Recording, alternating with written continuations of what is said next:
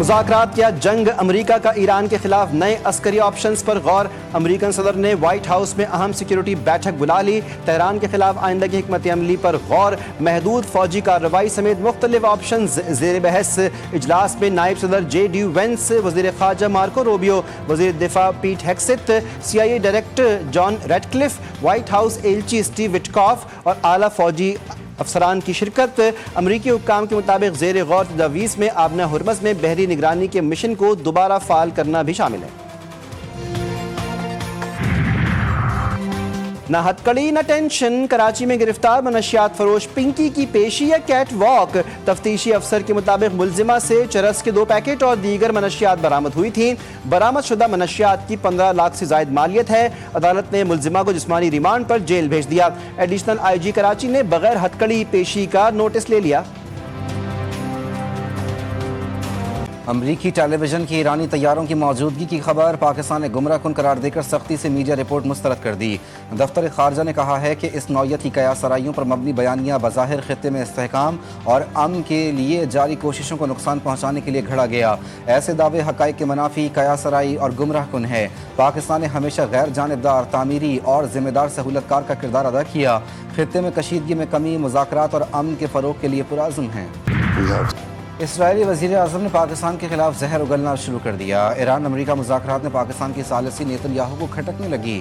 صہیونی وزیر اعظم نے الزام لگایا ہے کہ پاکستان جعلی بوٹس اکاؤنٹ پلیٹ فارم سے امریکہ اور اسرائیل کے تعلقات خراب کرنا چاہتا ہے۔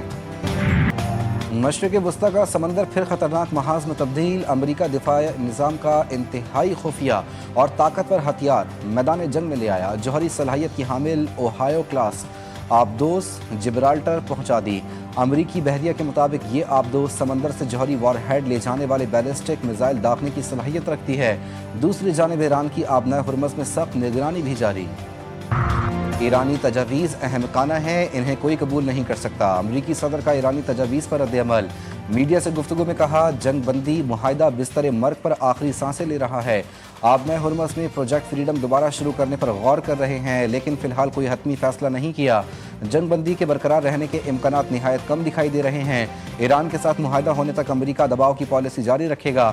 ایرانی تجاویز سے متعلق مزید کہا کہ اوباما اور بائیڈن ہوتے تو شاید ایران کی احمقانہ تجویز قبول کر لیتے۔ امریکہ حقیقت پسندانہ رویہ اختیار کرے ورنہ نتائج مزید سنگین ہو سکتے ہیں۔ ایران کسی بھی جارحیت کا بھرپور جواب دینے کے لیے تیار ہے۔ ایرانی پارلیمنٹ کے اسپیکر باقر کالیباف کا واشنگٹن کو سخت پیغام، کہا غلط حکمت عملی اور غلط فیصلے ہمیشہ غلط نتائج کا باعث بنتے ہیں۔ یہ بات پوری دنیا پہلے ہی سمجھ چکی ہے۔ ایران تمام آپشنز کے لیے تیار ہے۔ قومی مفادات پر کوئی سمجھوتہ نہیں کریں گے، ایرانی صدر نے واضح کر دیا۔ امریکہ اور اسرائیل کے حملوں کو ناانصافی قرار دیا۔ مسعود پزیشکیان نے کہا، ایران کے عوام اور مسلح افواج نے دشمن کے عزائم کو ناکام بنا دیا، امریکہ کو جنگ بندی قبول کرنے پر مجبور کر دیا۔ میدان جنگ کی فتح کو سفارتکاری سے مکمل کرنا ایران کے لیے فائدہ مند ہے، امریکہ پر عدم اعتماد برقرار رہے گا۔ بہادر شہری لیاقت خان شہید کی نماز جنازہ اٹک میں ادا کر دی گئی۔ صدر مملکت اور وزیر اعظم کا بہادر شہری کو خراج عقیدت۔ صدر زرداری کہتے ہیں کہ شہید لیاقت جیسے بہادر شہری دہشت گردی کے خلاف قومی استقامت، حب الوطنی اور اجتماعی شعور کی روشن مثال ہیں۔ وزیر اعظم شہباز شریف نے کہا کہ شہید لیاقت کی لازوال قربانی ہمیشہ یاد رکھی جائے گی۔ شہید نے غیر معمولی جرأت، فرض شناسی اور حب الوطنی کی اعلیٰ مثال قائم کی۔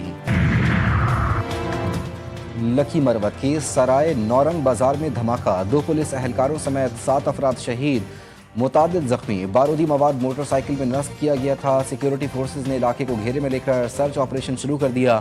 وزیر اعظم کا دھماکے میں 7 افراد کی شہادت پر اظہار افسوس۔ وفاقی وزیر داخلہ محسن نقوی کی بھی مذمت۔ وزیر اعلیٰ خیبر پختونخوا نے IG پولیس سے رپورٹ طلب کر لی۔ نوشہرہ راستے کے تنازع پر 2 گروپوں میں گولیاں چل گئیں۔ فائرنگ کے تبادلے میں 4 بھائیوں سمیت 7 افراد جاں بحق، ملزمان فرار۔ واقعے کی FIR درج نہ ہونے پر متاثرہ فریق کا لاشوں کے ہمراہ احتجاج، GT روڈ بلاک کر دیا۔ حالات بدلے تو اہداف بھی بدل گئے۔ IMF کا پیٹرولیم لیوی 80 کے بجائے اب 160 روپے تک لے جانے کا ارادہ۔ وفاقی وزیر پیٹرولیم علی پرویز ملک پیٹرولیم مصنوعات کی قیمتوں میں اضافے کا نیا راگ الاپنے لگے۔ کہتے ہیں اب پیٹرول اور ڈیزل سستا ہونا تو دور، مزید مہنگا ہونے کے بادل منڈلا رہے ہیں۔ IMF ہدف کے مطابق ڈیزل اور پیٹرول پر لیوی 160 روپے تک لے جانا چاہتا ہے۔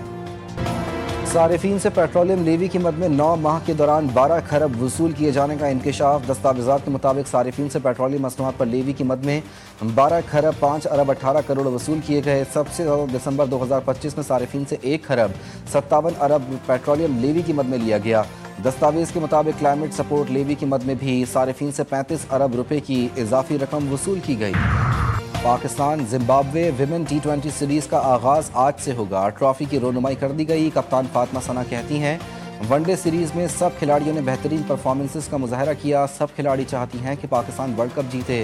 پاکستان کی بولنگ بہت اچھی ہے، خامیوں کو دور کرنے کی کوشش کر رہے ہیں۔ خواتین کو ہراساں کرنے والوں کے لیے زیرو ٹالرنس ہے۔ چاہتی ہوں خواتین سڑک پر نکلیں تو کوئی میلی آنکھ سے نہ دیکھے۔ کوئی بھی معاشرہ خواتین کے بغیر ترقی نہیں کر سکتا۔ وزیر اعلیٰ پنجاب مریم نواز کا Lahore college for women university کے 21ویں کانووکیشن سے خطاب۔ کہا انفراسٹرکچر، امن و امان اور معیشت کی بہتری پر کام کر رہی ہوں۔ کچے میں کامیاب آپریشن، پنجاب کابینہ کا مریم نواز کو خراج تحسین۔ وزیر اطلاعات پنجاب عظمہ بخاری کہتی ہیں کچے کی ترقی کے لیے پہلی بار 23 ارب روپے کا فنڈ مختص کیا۔ مریم نواز نے اپنا کھیت اپنا پروگرام اسکیم میں کچے کے لوگوں کو ترجیح دینے کی ہدایت کی۔ مزید کہا پنجاب میں منصوبوں کے صرف اعلانات نہیں، دنوں میں کام مکمل ہوتا ہے۔ کوئی بھی صوبہ کسی منصوبے میں رہنمائی چاہے تو ہمارے دروازے کھلے ہیں۔ سندھ کی تقسیم ہوگی نہ کرنے دیں گے۔ سندھ میں پیپلز پارٹی کے مقابلے میں کوئی نہیں۔ پاکستان میں سب سے زیادہ کام سندھ حکومت کر رہی ہے۔ وزیر اطلاعات سندھ شرجیل انعام میمن نے خیرپور میں پیپلز بس سروس کا آغاز کر دیا۔ کہتے ہیں ہمیشہ پیپلز پارٹی کے خلاف اتحاد بنتے ہیں لیکن انہیں شکست ہوتی ہے۔ سیاست اخلاقیات کے دائرے میں ہونی چاہیے۔ وزیر اعلیٰ سندھ سے برطانوی ڈپٹی ہائی کمشنر کی الوداعی ملاقات۔ باہمی دلچسپی، سرمایہ کاری، تعلیم اور ترقیاتی تعاون پر تبادلہ خیال۔ برطانوی ڈپٹی ہائی کمشنر نے سندھ میں جاری ترقیاتی اقدامات کو سراہا۔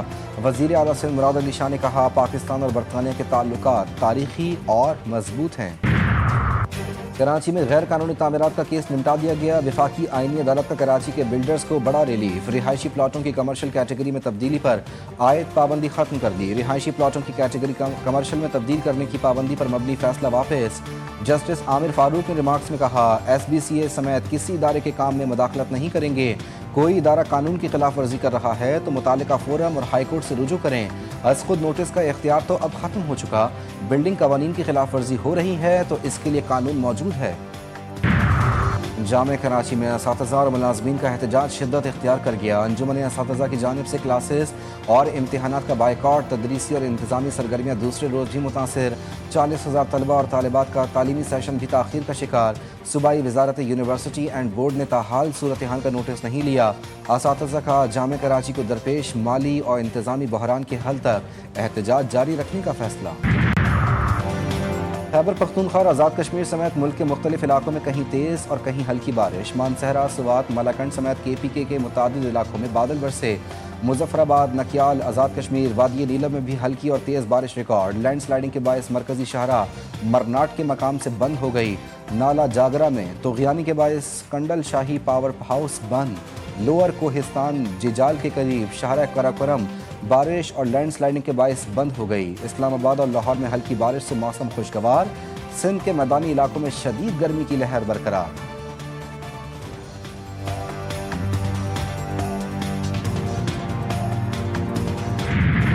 اور سنت ابراہیمی کی ادائیگی کا فریضہ۔ مویشی منڈیوں میں رونقیں بڑھنے لگیں، خوبصورت اور بھاری بھرکم جانوروں کے دام بھی بھاری بھرکم۔